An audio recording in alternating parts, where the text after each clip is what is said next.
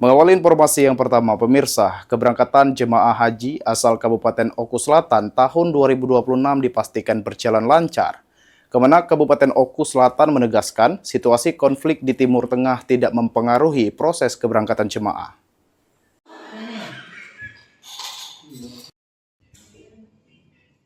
Keberangkatan jemaah haji asal Kabupaten Oku Selatan tahun 2026 dipastikan berjalan lancar dan tidak terkendala situasi konflik di Timur Tengah.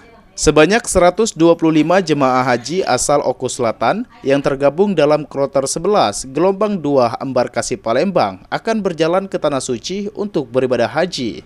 Jadwal keberangkatan telah ditetapkan secara jelas dimulai dengan pelepasan jemaah haji dari Oku Selatan pada 7 Mei 2026 mendatang. Selanjutnya, para jemaah akan masuk asrama haji embarkasi Palembang pada 8 Mei 2026 sebelum diberangkatkan ke Arab Saudi pada 9 Mei 2026. Kantor Kementerian Haji dan Umroh Kabupaten Oku Selatan memastikan seluruh tahapan keberangkatan telah dipersiapkan dengan matang, sehingga para jemaah dapat menjalankan ibadah haji dengan aman dan nyaman tanpa terpengaruh kondisi geopolitik di kawasan Timur Tengah.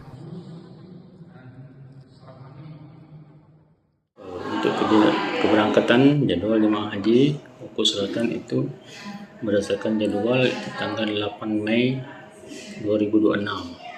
Untuk jumlah jemaah sendiri ada berapa banyak ini? Untuk jumlah jemaah Oku Selatan berjumlah 125 orang. Keberangkatan ini sendiri termasuk di gelombang berapa dan kloter berapa, Pak? Untuk keberangkatan jemaah Oku Selatan ini itu pada gelombang kedua di kloter 11. Insya Allah sampai saat ini ya tidak ada kendala yang signifikan dalam pelaksanaan pemberangkatan jemaah haji Oku Selatan. Sri Fitriana, PAL TV.